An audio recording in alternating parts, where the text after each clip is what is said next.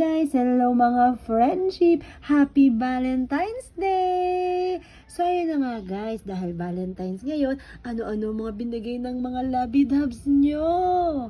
So ako, eto, ipeplex ko nga pala ang 3 mansanas. Yan nga pala ang bigay sa akin ni Davi. So ayun na nga guys, pagdating niya kanina bago magtanghalian, sabi niya, Mami, Happy Valentine's! At ito ang 3 mansanas. Sabi ko, ha? Seryoso? Yun ang bigay mo sa akin? Sabi niya, oo. So, ayun na nga. So, wala akong masabi, speechless.